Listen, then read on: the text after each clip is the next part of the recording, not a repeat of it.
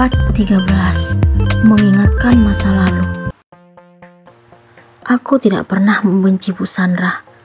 Walaupun beliau telah menamparku di depan umum, aku ikhlas menerima semuanya karena keyakinanku lebih besar daripada sakit hati. Mas Rangga yang selalu mendukungku. Dia menyemangatiku untuk berjuang bersama dalam mempertahankan cinta kami. Rasa kagum dan cinta yang kumiliki makin besar untuknya. Dia tidak pernah membiarkanku bersedih hanya karena penolakan yang dilakukan Bu Sandra. Dia memintaku agar tetap tegar dan bersemangat. Dukungan yang dia berikan membuat diriku makin ingin mempersatukan cinta kami.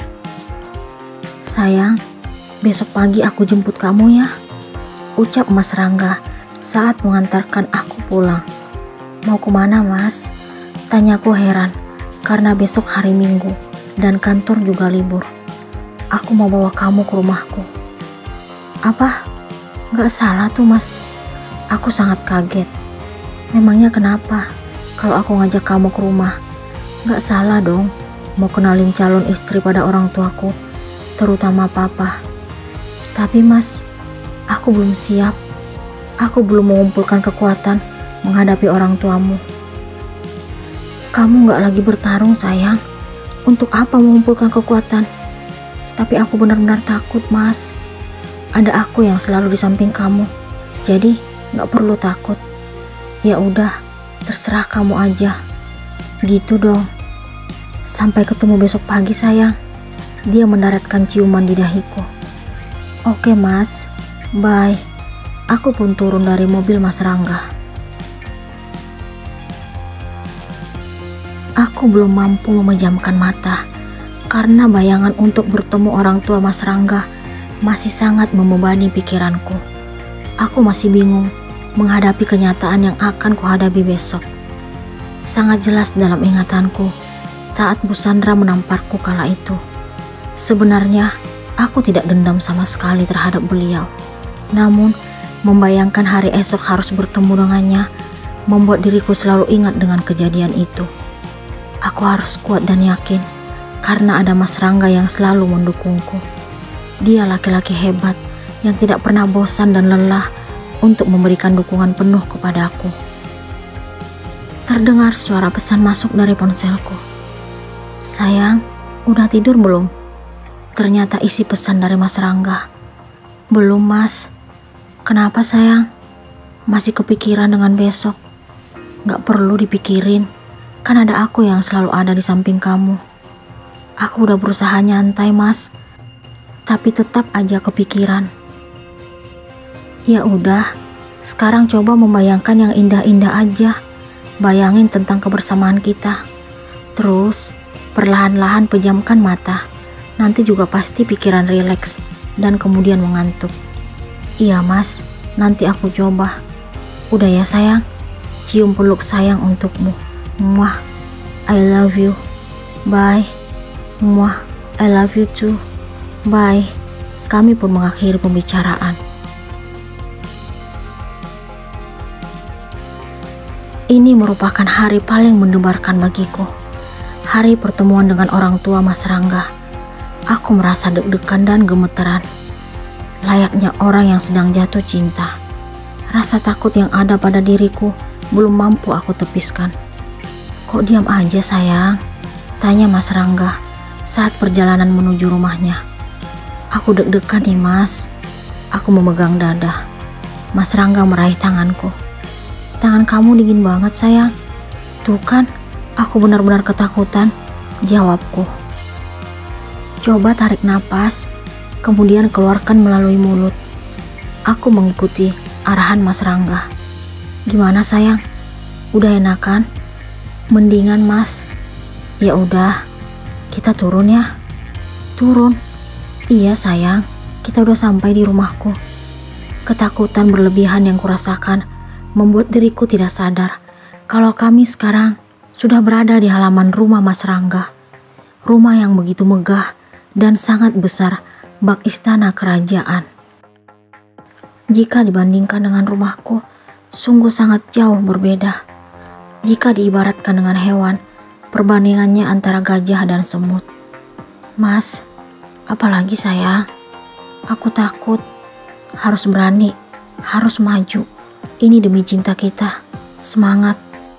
Mas Rangga mengangkat kepalan tangan kanannya. Aku juga mengikutinya. Semangat. Kami pun turun lalu memasuki rumah Mas Rangga. Pagi, Pak, Mah. Coba lihat, Rangga bawa siapa? Mas Rangga langsung membawaku ke taman belakang karena orang tuanya sedang menikmati hari libur dan bersantai di sana. Sepanjang perjalanan dari halaman rumah hingga ke taman belakang, tidak henti-hentinya aku kaget melihat isi rumah Mas Rangga. Barang-barang yang ada semuanya indah dan pasti sangat mahal. Aku merasa sangat minder jika mengingat diriku hanya wanita biasa yang dicintai seorang konglomerat. Kamu masih berani menunjukkan muka di depan saya? Bu Sandra langsung menghujamiku dengan kalimat itu lalu berdiri. Mama, papanya Mas Rangga menghentikan Bu Sandra dan meminta beliau kembali duduk. Pak, ini Citra, pacar Rangga. Dia wanita yang pernah Rangga ceritakan ke papa. Mas Rangga memperkenalkan aku kepada papanya. Aku menyelami beliau. Saya Citra, Pak. Silakan duduk, Nak Citra. Rangga udah cerita banyak tentang kamu. Aku duduk tidak jauh dari beliau. Kemudian Mas Rangga duduk di sampingku. Untuk apa papa baik sama dia?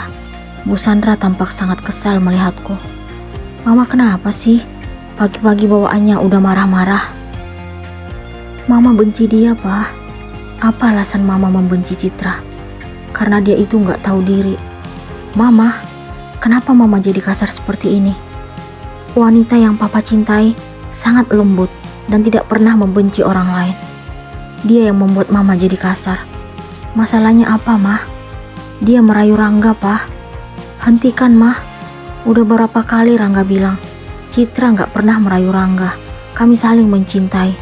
Mas Rangga membalas Bu Sandra. Tahu apa kamu tentang cinta, ha? Bu Sandra terlihat makin kesal. Rangga udah dewasa, Mah, dan sudah tahu apa yang terbaik untuk Rangga. Citra wanita yang sangat Rangga cintai. Dia yang telah membukakan pintu hati Rangga untuk mengenal cinta yang sesungguhnya. Mas Rangga tetap menentang Bu Sandra. Itu bukan cinta, tapi nafsu. Karena dia cantik, iya kan? Jawab jujur. Seandainya Mama tahu dari awal kalau wanita yang bernama Citra itu adalah dia, Mama gak akan mempekerjakan dia di kantor supaya kamu gak bangga dengan kata-kata cintamu. Semuanya udah ada yang ngatur, Mah. Rangga dan Citra harus bertemu dan saling mencintai. Alasan Mama gak masuk akal. Kebencian Mama pada Citra tak beralasan. Sebenarnya apa masalah Mama? Papanya Mas Rangga kembali bersuara. Karena dia gak sepadan dengan keluarga kita, Pak. Dia gak pantas untuk Rangga. Dan Mama yakin banget dia hanya menginginkan duit Rangga. Berhenti.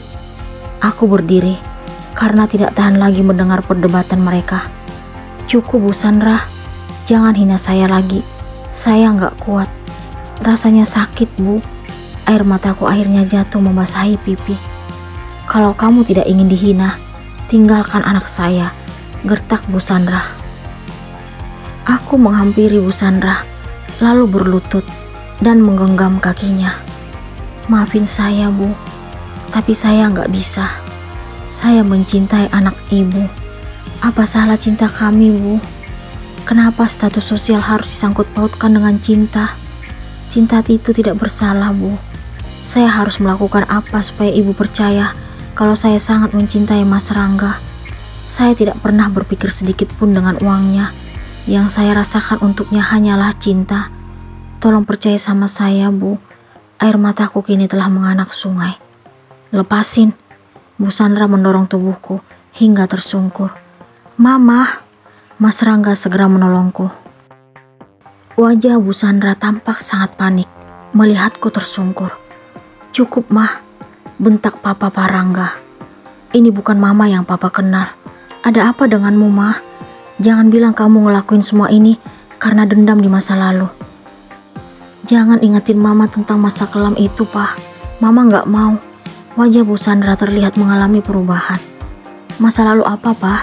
Mas Rangga sepertinya ingin tahu.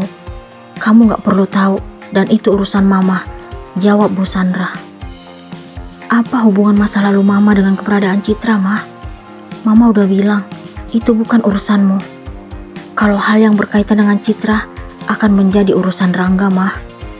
Terserah, mama gak peduli.